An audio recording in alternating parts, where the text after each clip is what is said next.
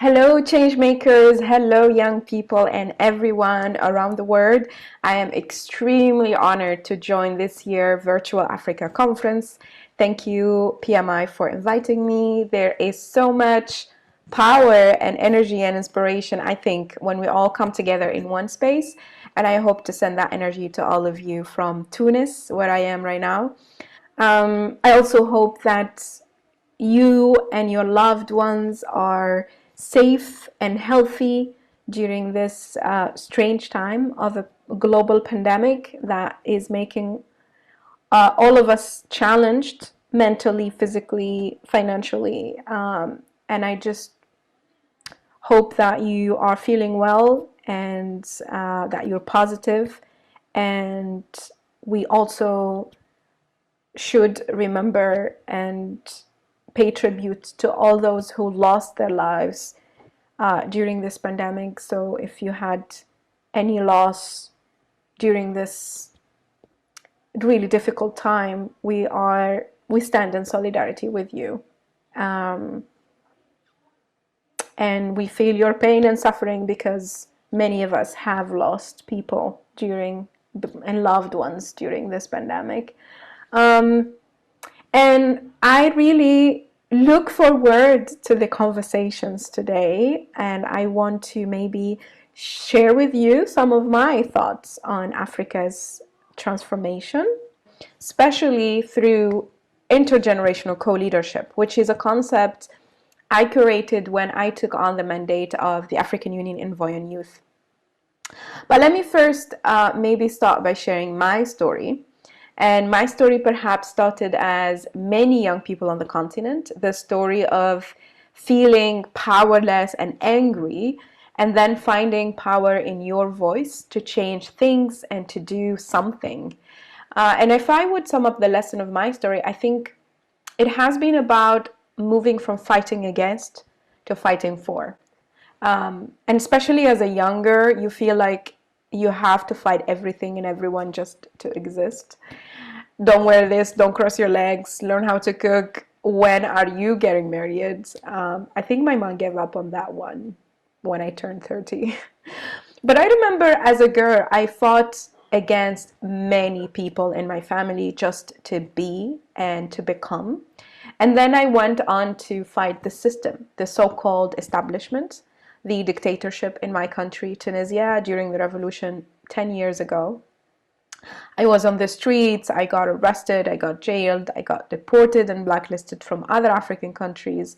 And it's all because I think my energy was always focused on the bad guys. And of course, it's all part of the process. It made me fearless and it made me also angry all the time about injustice. And I realized that might not work for a lasting change. So I jumped into the belly of the beast to shake things up in the corridors of power, and I became the first envoy on youth for the African Union. And I had no manual, and I couldn't lend my hand on how to become a changemaker diplomat kind of book. Not everyone agreed with me or with my views, which are challenging the status quo. Many thought that it was pointless fight. How do you change structures that have been in place for decades? And there at the African Union, I stopped fighting to prove anything, to prove that we are demographic dividend, that we deserve a seat at the table. But I actually started showing them, decision makers, what actually works. And I started fighting for institutional inclusion, fighting for young people to occupy leadership positions, fighting for treating youth as peace builders rather than gun holders. And I managed to get heads of states and government to listen. When my energy and discourse shifted to, we're now going to kick all of you out of power, I thought at some point that's the solution, the only solution. But actually, that will bring a vacuum, and it's not good to any of us when the space is hijacked by even older men. But what we actually need right now for Africa is intergenerational co-leadership. So I would ask them, can you have young people as your advisors? Can you have third or half of your cabinet young? Can you stop extending retirement age and get youth into public service? Can you allow waivers for young electoral candidates? And they actually listened. And that's how I found out that intergenerational dialogue and collaboration actually works. And after 2 years, I could see the change, small changes here and there. Most youth coming into the African Union, trusting the African Union, because the face of the AU can also be young and female, not a club of old men meeting during a summit and deciding the future of the rest of us. In Namibia, Chad, Sudan, Ethiopia, and many other countries, they appointed young ministers for the first time. And I think my proudest moment really was to witness the collection of 1,000 guns in Rumbek in South Sudan in voluntary disarmament without stigmatizing youth as perpetrators of violence. And to me, that's the big win, to change the narrative, to change the behavior as part of the Africa ecosystem of change. You have to change within and outside. You have to change within the system and the environment where the system operates. And I wanted to start with this story because we're all here are change makers, which means the space we occupy, the positions we hold as diplomats or project managers or any other role are just vehicles of change. I have seen my role as youth envoy as a vehicle of change because change is required. We can't allow any more injustice and violence and exploitation and corruption under our watch. Our future is at stake. Those deciding now on our behalf, it's not their future, it's ours. And we have to take charge. We are equipped to take charge. And it takes grit, it takes tenacity, it takes sacrifice, but that's fine because it's called the struggle. And you're not alone. You have thousands, if not millions, of other change makers. So the journey or career of a young change maker in Africa, I think, can be really exhausting, draining, and sometimes disappointing when you don't see results, when your innovation is not valued. But when I feel I want to give up, I empty my cup and refill it with commitment and remind myself of why I dedicated my life to galvanize the collective power of young people. And that makes me continue, because we must continue, because there is so much to do and to contribute and to get involved. And I want to move now to unpack what I think the Africa we live in. There are many challenges Africa is facing today and the current state of the African continent, but related to young people, I think there are three key challenges. First and foremost is the economic crisis. It is estimated that the continent needs $100 billion to defend healthcare system and counter the economic shock caused by the pandemic of COVID-19. And in that economic crisis, the emergency is youth unemployment and the risk of unemployment, even if they're currently in jobs. I did last year 60 consultations with young people, and we actually published a paper called Africa Youth Lead Policy Paper on COVID-19 Roadmap.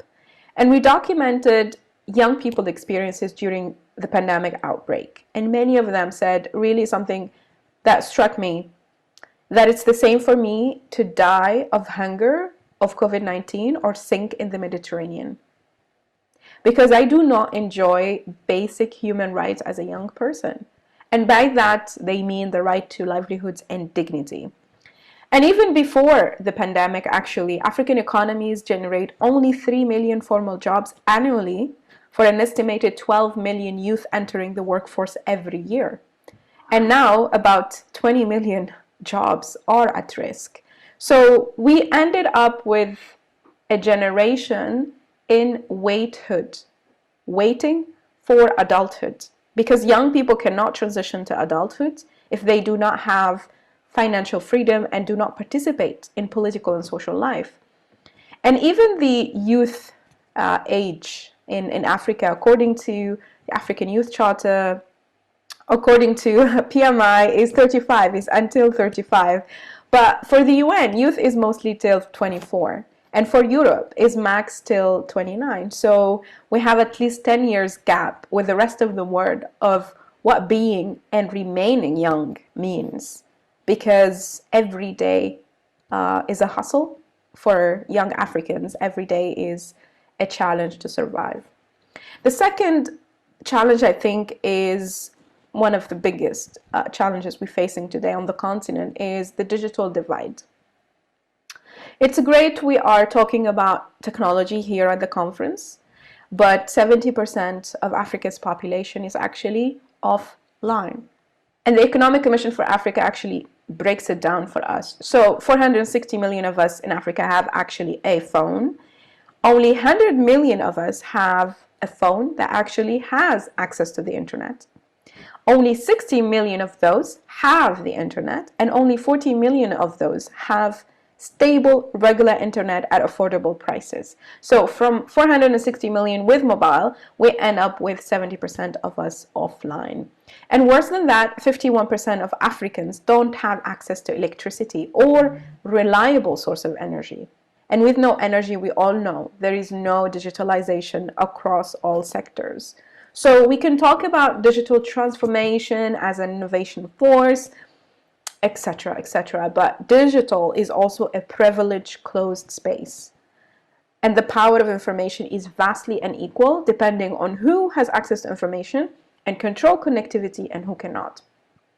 And I think also the pandemic really showed us how digital divide leaves especially vulnerable populations on the continent behind.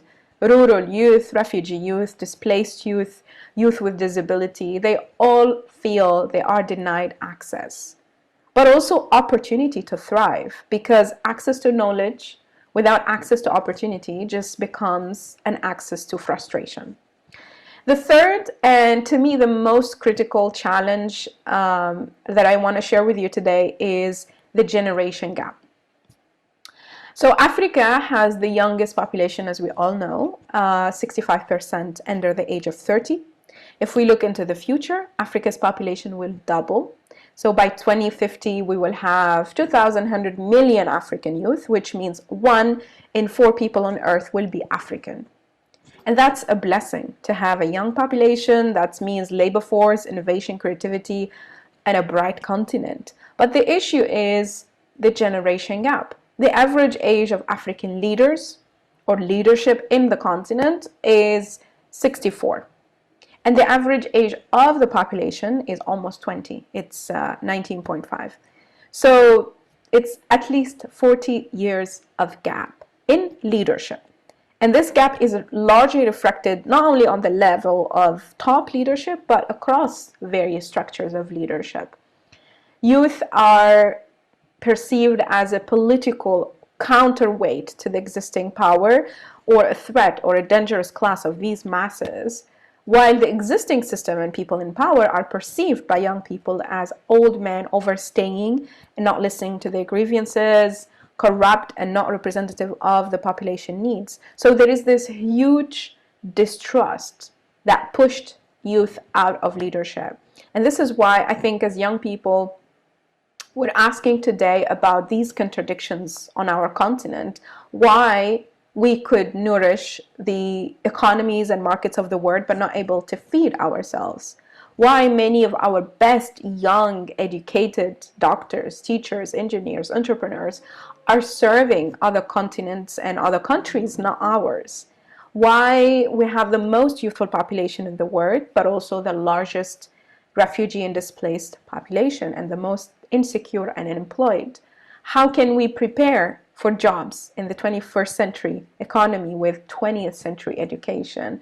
Why we ended up with a generation in waithood, and why and why and why. So economic crisis, digital divide, and generation gap.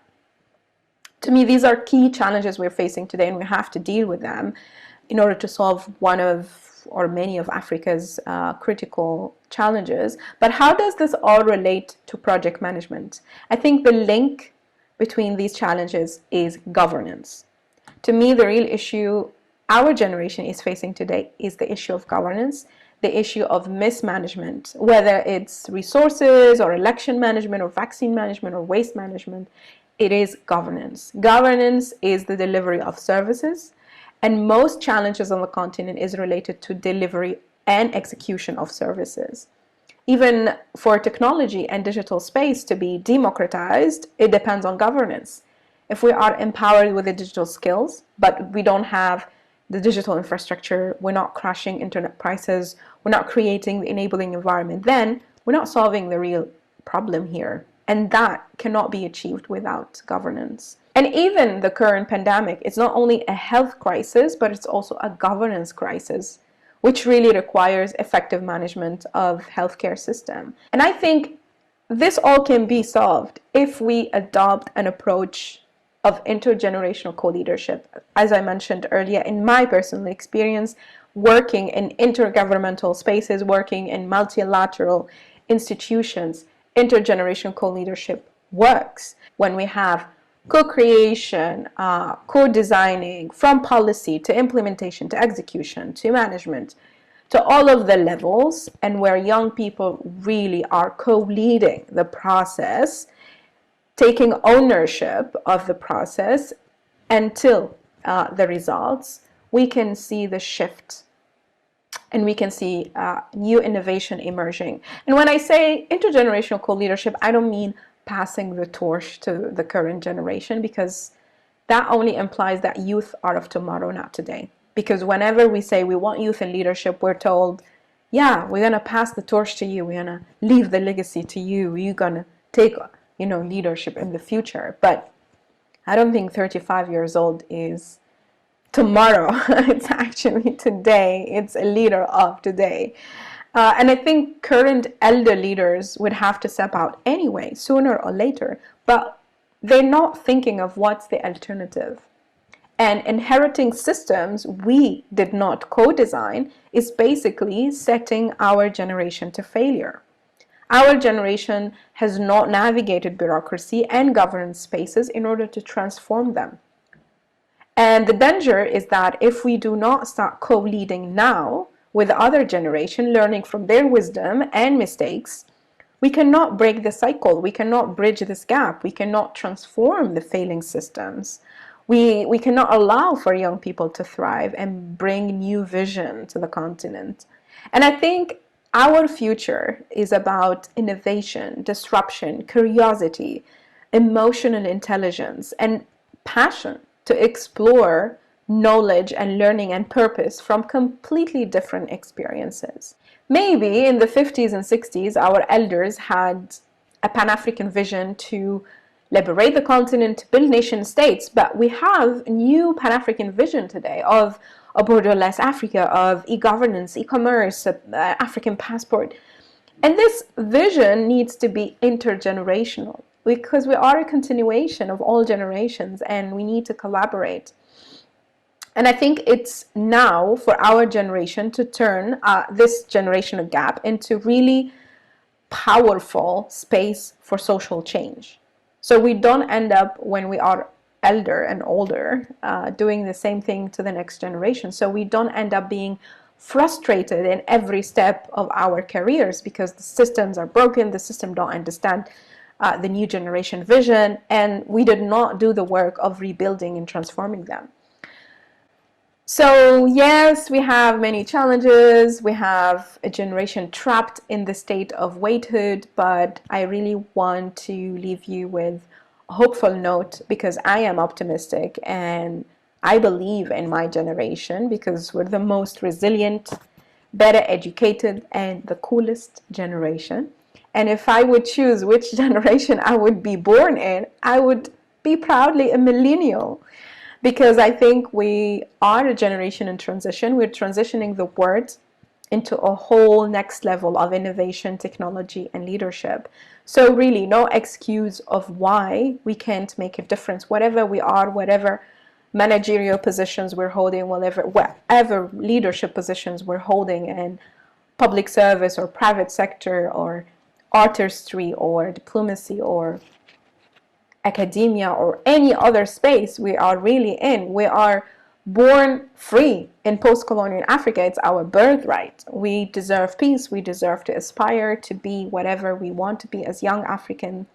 And I think that energy can be channeled into changing the face of leadership on the continent, because we don't need permission to serve our continent. It's our responsibility. And whether you are a student or entrepreneurs or just figuring things out, there is a whole world waiting to be transformed. And I think the pandemic is an opportunity and a wake-up call that forced leaders and institutions and enterprises to rethink everything. So this is our time to fill that gap of the unknown, because the future is young and it's time to co-lead that future now. So get out there and kick ass. Thank you so much. Welcome, everyone, and thank you for joining us for our live recording with the exceptional Aya Chebi. Pardon me.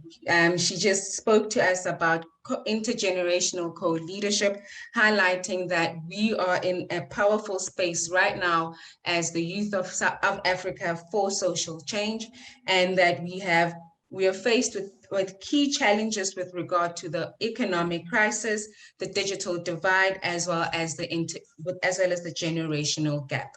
Without any further delay, I would like to get into a discussion with Aya, our Q&A, where Aya spoke about fighting for inclusion within the establishment.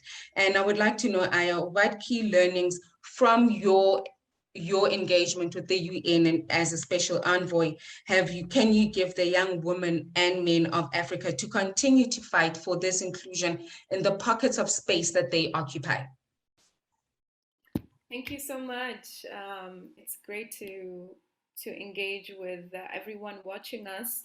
And I think, as I said, really the key for us is this co-leadership, because I think we have this dichotomy of youth spaces and then decision makers on the other side, and we need to break through and disrupt those spaces and be able to occupy every single space. And we need, as a generation, as a youth movement, because youth movement is not just activism as people in academia or business or project managers or entrepreneurs. We're all part of one generation and we all have one mission. We want a life with peace and dignity and justice. And for us to be able to achieve that, we need to occupy all of the spaces and co-lead the system with other generations, and open up the space for others, right? So, like for me, I find myself often on a table as the youngest and the only female.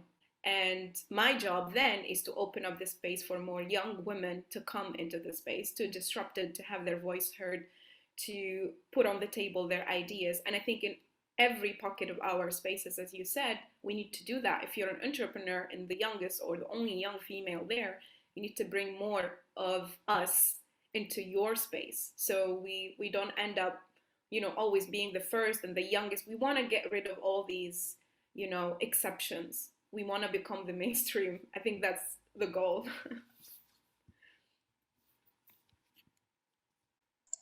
Thanks for that, Aya, for stop trying to being the exception and being more inclusive. I also like that you touched on, often in the spaces that you occupy, you are either the youngest or the only woman, or both, a young woman. And there's a quote I read where you spoke that you have been a rebel in your family as a woman, and particularly as a woman, you have had to say no in many situations, and you have to stand up for your choices. Now, in those settings that you found yourself in, how has embracing being a young woman and a feminist given you the competitive edge to speak on issues that affect the youth and specifically women? Yeah, I mean, I'm a proud woman and feminist. I think it's amazing to be an African woman, because also I'm proud of generations and generations of women to have opened up the space for young women like me to be the first AU Youth Envoy. I don't think without the women commissioners who came in, without the women before us who opened up the space, we wouldn't have imagined. And I think throughout my struggle within my family, the stigma of society and what women should do and what you should study and what you should wear, and all the struggle we go through as women every day. You since the moment you step out your feet of your house, beside the struggle you go in the house, you are harassed in public spaces. You go into the workplace and you are paid less, and it goes on, throughout the day. You cannot but know that because of your gender, you're discriminated against, or your rights are violated. And I think my drive for fighting for women's rights comes from me being a woman and living it every single day. Um, and so, in terms of the youth movement, I think we do have now a strong movement that also have young men who are part of it. Because last year we also did this young women manifesto, and a lot of men, young men, also led sessions on sexual reproductive health and campaigns. And I think that's amazing. I think that's what makes maybe our generation unique. We are not only very much curious and prone to inclusion, inclusivity, multicultural spaces, but also I think we're open to gender conversations we never had before. We're open to conversation about gender identities we never had before. Maybe other generations didn't have as open as we have. And I think that is our strength as a generation. We are so connected on the continent. We have the tools to organize and to be connected and to build this movement and to achieve, whether it's gender equality, whether it's dignity, whether it's justice. I think we can. I think what we need is really in our Pan-African movement, because I talk a lot about Pan-Africanism, because for me it's only if we fight as a continent that we would win. We can't find in our tiny countries. But in that Pan-African movement, it needs to be intergenerational and it needs to be feminist. And we know from history that in the struggle for liberation, we heard about Kwame Nkrumah, we heard about Kenyatta, we heard about our president in Tunisia, Bourguiba, but we didn't hear the names of women who fought side by side with men. And we don't want to do that in our generation. We want the women to be heard, to be visible, to be recognized, because they are on the front line. We've been on the front line of all revolutions and innovations in businesses. And I think now it's the time for us to make this movement and, the mission of our generation really intergenerational and feminist. Thanks for that. I really like that women have always been on the front line. Many African cultures and religions or say factors have been led by women. And now we're just patriarchal, whereas many societies have actually followed a patrilineal way of being. So we need to bring that to the forefront and embrace who we are as we co-create these spaces, so that we can all be heard. In your presentation, in your keynote, you spoke about the impact that COVID-19 has had on everyone. Nobody has been unaffected by this. And I would like to know, what are your insights with regards to embracing the challenges, one that you've listed, the 3 challenges that you've listed for COVID-19, and also, can the youth, through entrepreneurship, actually leverage their curiosity and inquisitiveness in order to nourish our own economy, to use your words, and to close those gaps? Absolutely. I think this is the time. This is our time. I think with every crisis, there is an opportunity. And COVID-19, yes, has been an unprecedented pandemic. And yes, we lost a lot of lives, and, our economy crashed, and a lot of challenges we're facing. But at the same time, this is time for youth innovation. This is time for us to take upfront mobilization in our communities. And African youth have been doing that. I think without African youth, for the past 2 years, we wouldn't have survived in the continent.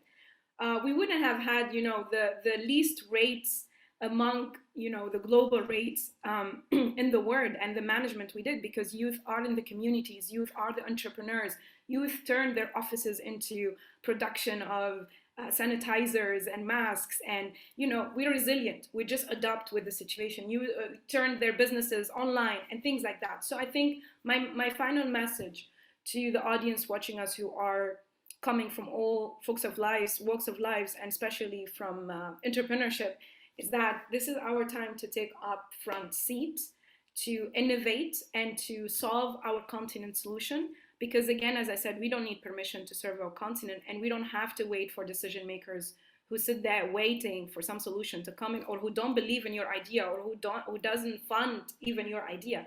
You just take the risk, do it, believe in yourself, and serve our continent, because our continent needs us and we need her, and we need to also now think of next generation, of future generations. So it's our responsibility now.